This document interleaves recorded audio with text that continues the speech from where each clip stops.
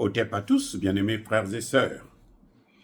Emmanuel Macron a fui le Sénégal. Il a évité une humiliation de plus. Enfin, je crois qu'il commence à comprendre qu'il est indésirable partout. Il vaut mieux qu'il se cache. Il vaut mieux qu'il se cache. Vous savez que ce n'est pas le ministre des Affaires étrangères français, l'autre Tintin. Comment vous l'appelez? Jean-Noël Barrot. Voilà, je crois, si je sais pas, je crois que c'est ça. Ce voyou-là, c'était pas lui qui était attendu, c'était son patron lui-même, hein? L'autre rigolo là, de l'Élysée, Emmanuel Macron.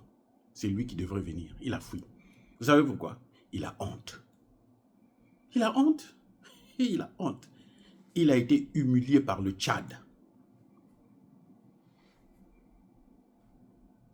Kaka Déby a attendu que son ministre des Affaires étrangères fasse son cinéma au Tchad, en N'Djamena. Dès qu'il arrive à l'aéroport, on envoie le communiqué pour dire que l'armée française n'a plus sa place ici, non grata, au Tchad, sur le sol tchadien. Cette armée française qui s'était implantée, 8 bases militaires à la frontière avec la RCA. Les 8 bases militaires vont fermer. Oh, la RCA est sauvée, bravo. Bravo Kaka Déby, c'est formidable. La RCA est sauvée. Mais attention Kaka Déby, il faut savoir que la France va chercher votre peau. Je dis bien votre peau. Mais n'ayez pas peur parce qu'il ne vaut rien. Voilà. Ils ont assez fait, maintenant c'est fini. C'est un empire en déclin. Quand un empire est en train de mourir, c'est comme ça. L'empire qui ne veut pas mourir, là, va toujours mourir. Parce que c'est la destinée d'un empire. Donc voilà, Emmanuel Macron a finalement envoyé son ministre des Affaires étrangères pour venir célébrer les 80 ans de massacre, de crimes de guerre, à Sharon, au Sénégal. J'ai écouté son discours, un discours creux, qui n'a ni tête ni queue, n'a rien dit de bon. Parce que moi j'attendais qu'il reconnaisse que c'est un crime de guerre.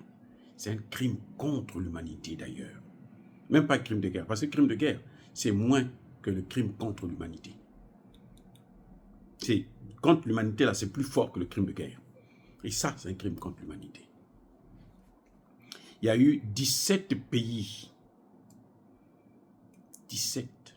africains dont les ressortissants ont été massacrés par le général de Gaulle.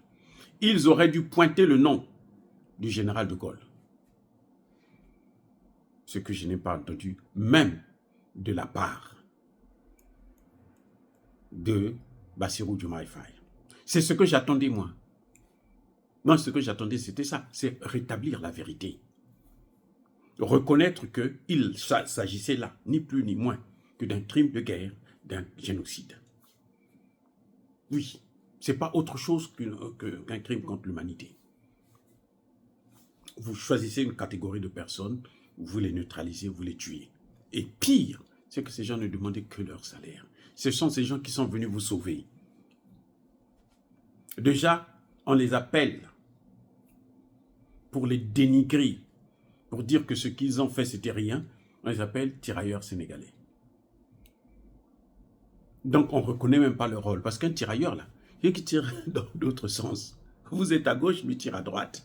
Vous êtes à droite, il tire à gauche. Vous êtes devant lui, lui tire derrière. Mes excuses. Donc, en quelque sorte, ils se sont moqués. Ils se sont moqués de nous en nous appelant. En appelant nos ancêtres des tirailleurs. Ce n'étaient pas des tirailleurs, c'était des soldats. Mais pour montrer qu'eux, ils ne sont pas comme des vrais militaires, ils ne sont pas des professionnels, ils ne valent rien, ils n'ont rien fait. Pour faire croire aux Français qu'ils n'ont rien fait, on les appelle les tirailleurs sénégalais. Et l'imbécile de celui qui était là, le ministre des Affaires étrangères, là, a ramené le même nom. Et oui, il a employé les mêmes concepts. Alors que la moindre des choses, c'était de reconnaître que c'était des soldats qui sont venus sauver la France, pas des tirailleurs. Parce que s'ils ont survécu là, il y a des soldats français qui sont morts aussi. Hein. S'ils ont survécu, c'est parce qu'ils connaissaient leur métier.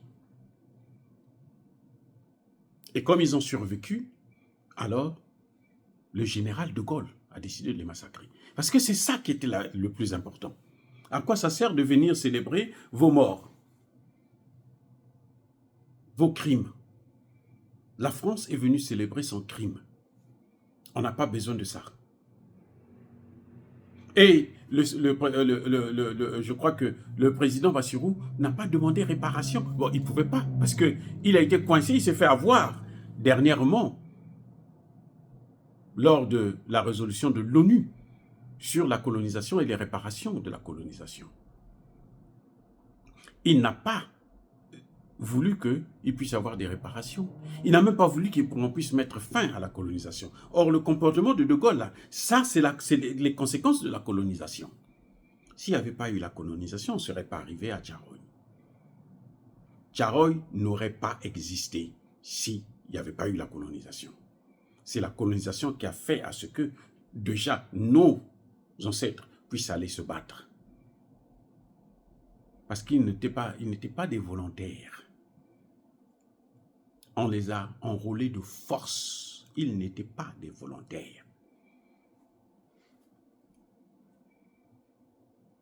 Vous voyez? Donc, je crois que c'était une bonne balade pour ce ministre des Affaires étrangères et c'était ridicule pour les autorités sénégalaises de les recevoir.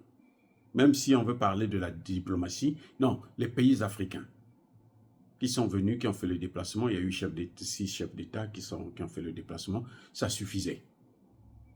Amplement.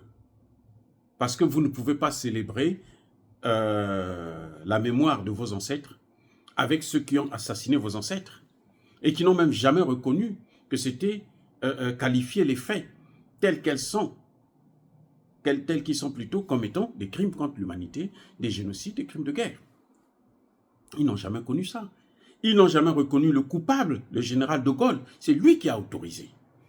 C'est le général de Gaulle qui a autorisé. Eh oui.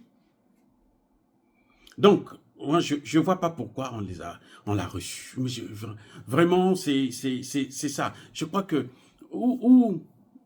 ils ne savent pas ce que c'est que la diplomatie. La diplomatie, ce n'est pas faire exprès. Vous voyez comment le Tchadien Kaka Déby a fait? Il n'a pas fait l'hypocrisie. Il est venu, il a pris une décision. Il n'a même pas négocié avec la France. Il a pris la décision et puis il a dit, il a balancé. Allez, c'est fini. On n'a même pas à négocier. C'est-à-dire que la décision, le communiqué est clair. Il n'y a pas de non-retour. C'est fini. C'est lui qui a décidé. C'est ça, justement, la vraie diplomatie. La diplomatie, ce n'est pas faire l'hypocrisie. Non. Quelqu'un qui a commis un crime, il vient parce qu'il veut se nettoyer. Vous savez, Emmanuel Macron n'est pas venu à cause de la situation du Tchad. C'est un camouflet pour la France. C'est pour ça qu'il a annulé son voyage. C'est Emmanuel Macron qui était attendu à Dakar. Emmanuel Macron. Mais le camouflet du Tchad, ça, il ne pourra pas se relever. Il ne peut pas se relever de ça. Ah oui. Donc voilà, je crois que cette cérémonie, pour moi, ils l'ont gâchée. Nos ancêtres ne sont pas contents. Nos ancêtres ne sont pas contents. Mettez-vous à leur place. Si encore on avait dédommagé leurs petits-enfants, oui, ils seraient contents. Si encore on avait qualifié les faits comme il le faut, oui, ils seraient contents. Si on avait dénoncé l'attitude du général de Gaulle, oui, ils seraient contents. Mais là, ce que j'ai vu là, non, ils ne sont pas contents. Je suis désolé. Ils ne sont pas contents, c'est tout. La prochaine fois, j'espère que les Français ne viendront pas pour venir se moquer de nos ancêtres et que eux, ils ont massacré. Soyez bénis, abondamment bénis. Vive l'Afrique éternelle. J'ai dit et j'assume.